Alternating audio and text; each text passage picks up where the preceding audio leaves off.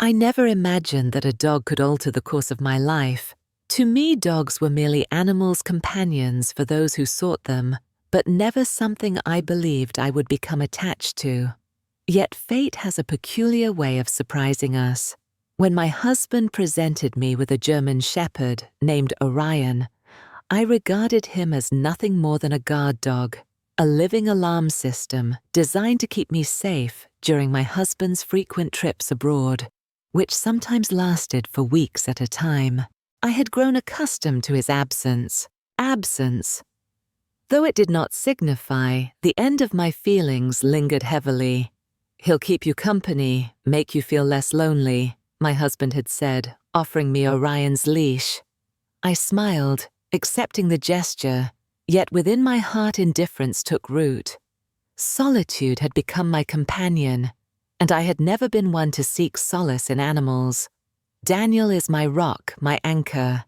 His presence envelops this home in warmth and laughter. Without him, everything feels just a touch colder, a shade dimmer. The bed. The night stretches endlessly, a vast expanse that feels overwhelming. Despite our daily video calls, his voice fails to soothe the deep ache of his absence. At first, Orion was simply a quiet presence, watching from his corner, trailing behind me in the house, without ever asking for more. I fed him, took him for walks, and offered absent-minded pats on his head, treating him more like a duty than a friend. Yet Orion never seemed to mind. He remained patient, his intelligent, knowing eyes always observing me. One fateful night, after the chores had been completed, and the world outside fell into a hushed stillness, I sought refuge in our bedroom. It was there that I endeavored to soothe my restless spirit in subtle ways, allowing my hands to glide softly over my arms, envisioning them as his hands instead. With my eyes shut tight, I let my fingers wander, tracing delicate patterns across my skin, momentarily pretending that he was right there beside me, enveloping me in his embrace. Wrapped in a blanket, I found myself lost in a solitary exploration, driven not by passion, but by a profound yearning for connection, for the warmth of touch, for the intimacy that felt just out of reach. The reassurance that envelops me from the knowledge of being wholly loved is a comforting balm, yet tonight my solitude is gently disrupted. Just as I drift into contemplation, I hear the soft padding of footsteps across the floor. Orion, our devoted golden retriever, nudges the door open with his nose and enters the room. He tilts his head, his dark eyes brimming with curiosity and concern. A faint smile graces my lips as I reach out to pat the space beside me on the bed. "Come here, boy," I whisper. Without a moment's hesitation, Orion leaps up and settles beside me, resting his. With his chin resting on my lap, warmth seeps through the delicate fabric of my nightgown. As I glide my fingers through his thick fur, an unexpected calm enveloping me. I gently rub his belly, inching closer to his presence, surprised by its size. It isn't until my hand encircles him that he growls softly. "You always know when I need you, don't you?" I murmur, scratching behind his ears. Orion releases a contented sigh, his tail thumping softly against the mattress. In this moment, his steadfast companionship feels like a sanctuary. It feels almost like an explosion of solace for my solitude. He may not be Daniel yet. He comprehends, he perceives, and at times that suffices. As I recline there, with Orion nestled beside me, I come to understand that love need not always manifest through grand gestures or passionate embraces. It often resides in the most unassuming moments, in the steady cadence of a dog's breath, in the gentle way he leans into your caress, in the hushed reassurance that you are never entirely alone. Tomorrow I will rise and navigate the familiar routine once more, awaiting what comes next. The day will come when Daniel returns, and these empty nights will fade into mere echoes of the past. But for now, I seek solace in whatever form it may take, even if it comes from a furry companion who instinctively understands my needs. On another night, the hour was late, and a storm had swept in, one that made the walls shudder and the windows tremble. I found myself grappling with the back door, but despite my efforts, the key refused to turn. Frustration mounted my heart racing as an unsettling tension filled the air. Fear crept in. What if someone could get in? My husband wasn't home. I was alone. I bit my lip, trying to steady my breath, but the panic had already started to rise. Then a warm nudge at my hand, Orion. His eyes shining softly in the dim light met mine. He wasn't just standing there. He was telling me something. I hesitated before stepping aside, and to my surprise, Orion walked straight to a small drawer near the kitchen. He pawed at it twice before looking back at me expectantly. Confused, I opened it, and there buried beneath old papers and forgotten items lay scattered, and among them was another set of keys. I gasped, realization washing over me I had completely forgotten about them. I hurried back to the door, slipping the spare key in. It turned effortlessly, and relief flooded through me. Yet beyond that, something else settled in my chest, an unfamiliar sensation. I glanced back at Orion, who sat there with his ears perked, and his tail thumping lightly against the floor, as if to say, "I told you so." That night I found myself on the floor beside him, and for the first time he rested his head on my lap. His warmth seeped into me, and for the first time in a long while, I didn't feel so alone. Orion was not merely a guard dog. He was something more. Days turned into weeks, and I began to notice things I had previously ignored, the way Orion always positioned himself between me and the front door. When someone knocked, how he seemed to sense my moods, pressing his nose into my palm when I felt anxious, or lying beside me when I sat in silence for too long. He had a remarkable way of being there exactly when I needed him. Without my ever needing to prompt him one evening, as I busied myself in the kitchen, a conversation unfolded. It began with a light remark, "You're always watching me, huh?" But soon the words flowed freely. Before I realized it, I was sharing the details of my day, my innermost thoughts, the secrets I had kept locked away from everyone else. He listened intently, never interrupting, never passing judgment, simply existing in that moment with me. In that quiet exchange, I discovered a profound truth. Love isn't always about grand declarations or bold proclamations. Sometimes it's found in the gentle presence of another soul.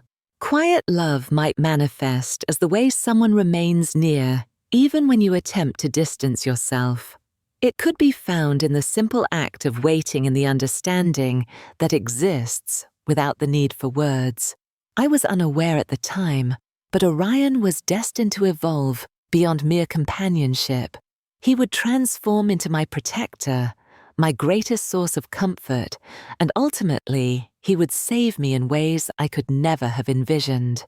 As time flowed on, Orion became more than just a presence in my life. He became a constant. My husband's business trips extended, his calls dwindled, and I began to grasp his absence.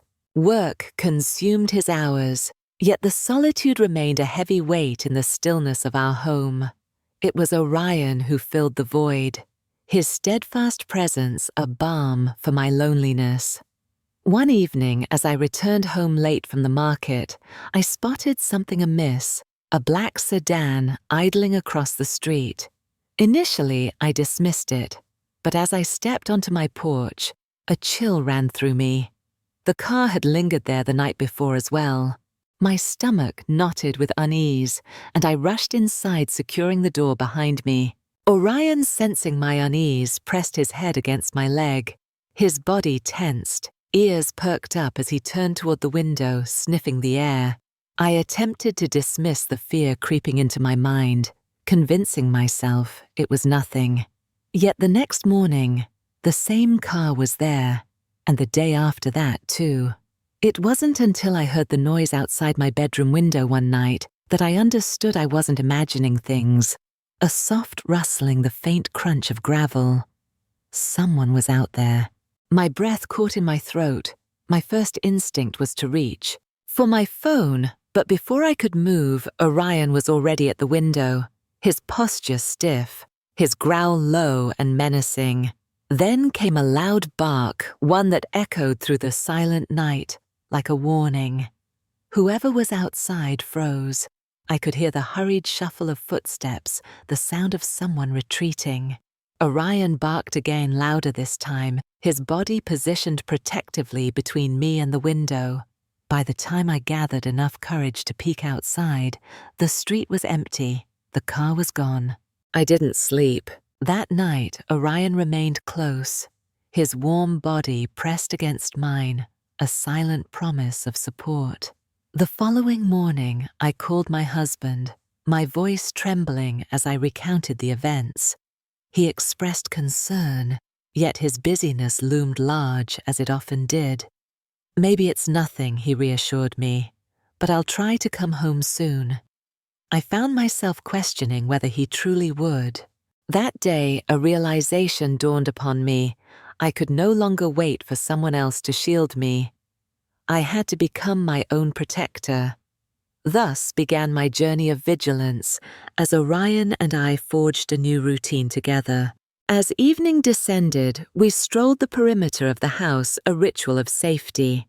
I took the time to reinforce the locks and install security cameras, while Orion, ever vigilant, positioned himself slightly ahead, his keen eyes scanning the surroundings with a sharp, watchful gaze.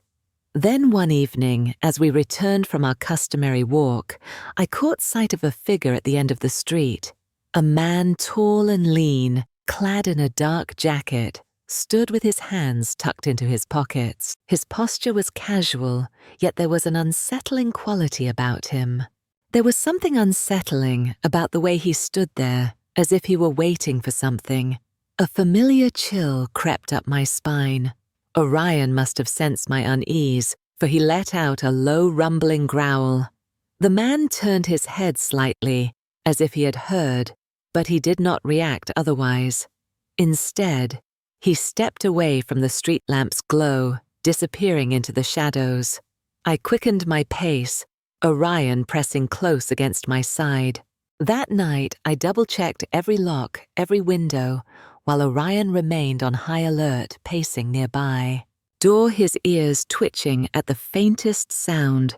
I tried to convince myself it was merely paranoia, that my imagination was running wild, but deep down, I understood the truth, a stranger among us. The following day, I spotted him again. This time, he wasn't hiding in the shadows. He stood in broad daylight, conversing with a group of neighbors. I hesitated, observing from my porch, as he shook hands with Mr. Clark from next door, laughing at something he said. Then, as if sensing my gaze, he turned, and our eyes met a polite smile spread across his face as he lifted a hand in greeting. I stiffened. "That's Mark," Mrs. Evans, my elderly neighbor, said as she passed by. "He just moved in a few weeks ago. He's been helping out with the neighborhood security committee." A cold knot tightened in my stomach. Orion stood at my feet, his body tense, his head lowered as he watched Mark carefully. I forced a small smile and nodded before stepping back inside. Something wasn't right. Mark wasn't just a new neighbor.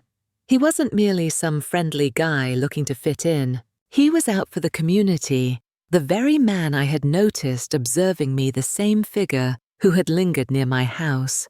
Now he was behaving as if he had every right to be there. That night, sleep eluded me. Every creak, every whisper of wind against the windows heightened my anxiety. Orion, too, was restless, pacing near the front door, his ears twitching at every distant sound. Then just past midnight, I heard a soft click, the unmistakable sound of the backyard gate being unlatched. My heart raced, slamming against my ribs, while Orion emitted a deep warning growl. With a growl, I reached for my phone, my fingers trembling as I prepared to call for help. But before I could dial, a loud crash echoed against the back door. A hand. A jolt of fear shot through me. Someone was trying to break in. Orion barked a ferocious, bone-chilling sound that shattered the silence. A second later, the door burst open. Mark stood there, his breath-heavy eyes dark with twisted intent. "I knew you'd be alone," he murmured. "I've been watching you for weeks. You never leave, always waiting here, so vulnerable." I stumbled back, my pulse racing. "Get out!" I screamed, but he merely smiled, whispering as he stepped closer. "No one's coming. No one will hear you." Then he lunged. Before he could reach me, Orion charged, a blur of fur and muscle teeth, bared snarling with fury. He clamped onto Mark's arm, yanking him back with terrifying strength. Mark cried out, struggling, but Orion didn't let go. He fought with everything he had, his growls shaking the walls. But then a flash of silver, a knife. "No!" I screamed as the blade plunged deep. Orion's body jerked. A choked whimper escaped him. His legs wobbled as Mark shoved him aside, and he collapsed. I couldn't breathe. Orion. I fell to my knees beside him, my hands trembling as I pressed against the wound, blood seeping through my fingers. His golden eyes met mine, soft, gentle, even in pain, communicating that he did this for me. Something inside me snapped. I grabbed the nearest object, a heavy glass vest, and swung it with every ounce of strength I had. The impact sent Mark staggering back, dazed. I didn't stop. I hit him again and again until he collapsed, until he lay motionless. My breaths coming in desperate gasps, hands trembling, body quaking. Then came the silence, a dreadful, hollow silence. I turned back to Orion, my heart aching. "Stay with me, boy," I pleaded, stroking his fur. "Please stay." His breath was shallow, eyes fluttering. Orion lay still in my arms, his golden eyes now closed, his body limp against me. The warmth beneath my fingers was slipping away too quickly, and my breaths turned into short, ragged gasps as I cradled him, whispering his name over and over. "Please, stay just a little longer." But there was no response. A sharp ringing filled my ears, perhaps from my own screams, perhaps from the distant sirens growing louder by the second. I barely registered the flashing red and blue lights spilling across my walls, the pounding of heavy boots against the wooden floor. "Ma'am, step away." A firm voice cut through the chaos. I didn't move. I couldn't. Everything was a blur, the officers storming in, the commotion of weapons drawn, the restrained grunts of the man on the floor as they yanked his arms. Behind him, Mark Way should have felt relief, yet all I could see was Orion. A hand touched my shoulder, firm but gentle. "Ma'am, are you hurt?" I blinked, finally looking up. A police officer knelt beside me, concern etched into his face. Behind him, 2 others were dragging Mark to his feet, his head hanging low, blood dripping from a gash on his temple where I had struck him. Someone passing by had seen what happened and called us. The officer continued. "We got here as fast as we could." I opened my mouth to speak, but no words came out. Words escaped my lips. A searing pain in my throat, my chest heavy with anguish. Then a flicker of movement, a tremor beneath my hands. I inhaled sharply. Orion. For a fleeting moment, I dared to hope that he was still fighting, that salvation was within reach. But then the flicker ceased. The final breath slipped away, and a sound erupted from my throat, raw and shattered, as I clutched him tighter. I felt the officer's hands gently attempting to pull me back to separate us, but I resisted. No, he's still here." I gasped through my sobs. He can't be gone, he just can't be. But deep down, I understood that Orion had fought valiantly for me. He had sacrificed everything, and now he was gone. I pressed my face into his fur, my tears soaking into his soft coat. My protector, my companion, my friend. The officers' voices faded into a distant murmur. I was indifferent to the man they were leading away in handcuffs, to the flashing lights, the sirens, or the whispered reassurances that I was safe now. How could I feel safe? How could I ever feel safe again when the one who had saved me was no longer by my side? In that house, an unbearable emptiness lingered in his absence. The silence that once wrapped around me like a warm embrace had turned into a suffocating void. Yet Orion had bestowed upon me more than mere protection. He had gifted me the strength to battle my demons and the courage to endure. Though he was no longer by my side, his love, selfless and unwavering, would remain etched in my heart for eternity.